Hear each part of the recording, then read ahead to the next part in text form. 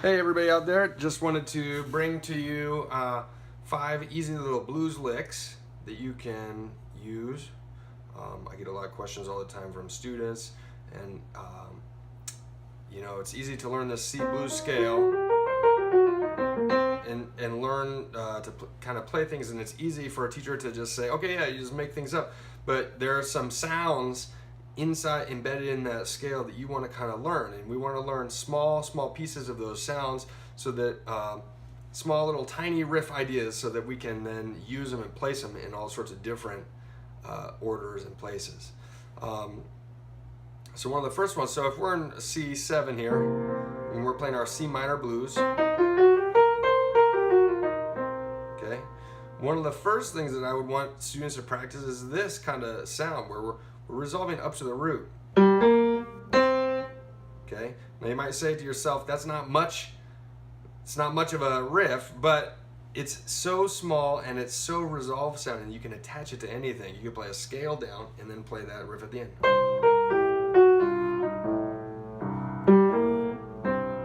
Right? And it kind of wraps things up.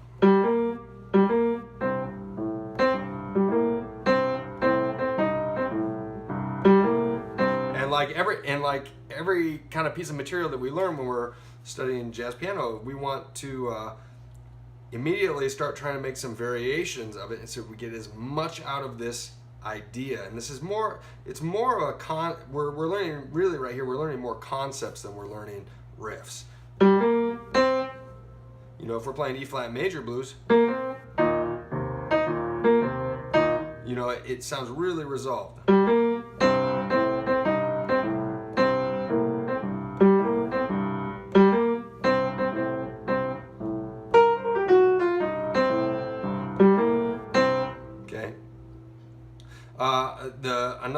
Another riff that is pretty common sound is this turn from F.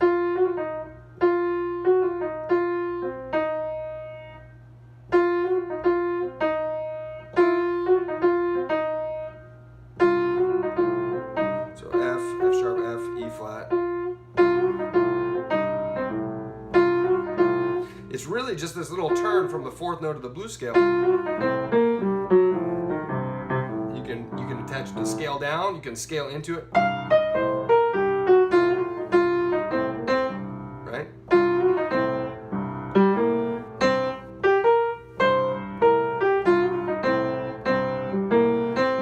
Okay.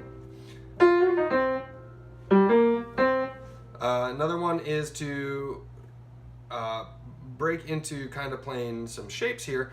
And so we can take an octave shell on C and we can play some blues scale notes inside. And so we can play things like this. Okay. And then instead of playing on block, we can break this finger apart and we can kind of rock back and forth.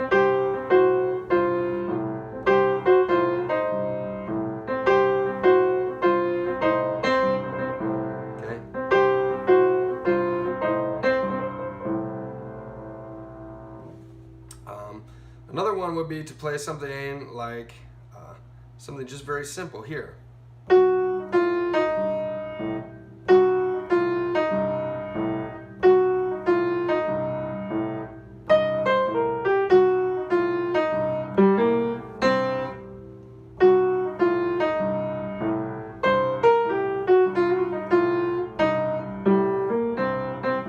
Right?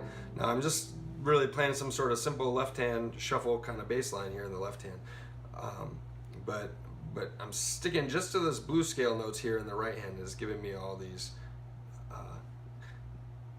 Learning the concept is one thing, and then turning it into some different variations is a whole nother, you know, gives me a lot more material.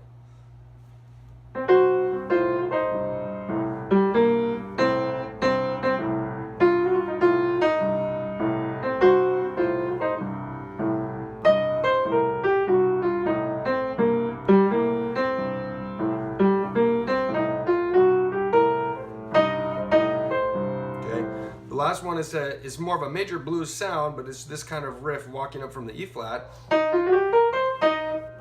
Actually, let's make it this.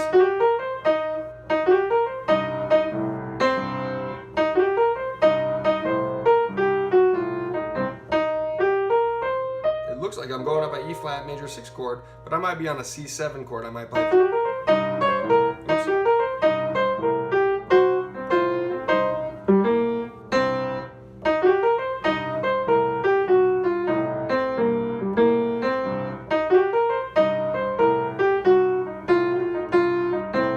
Okay, so you see how I've taken those little tiny riffs, and the ways that I can order them together are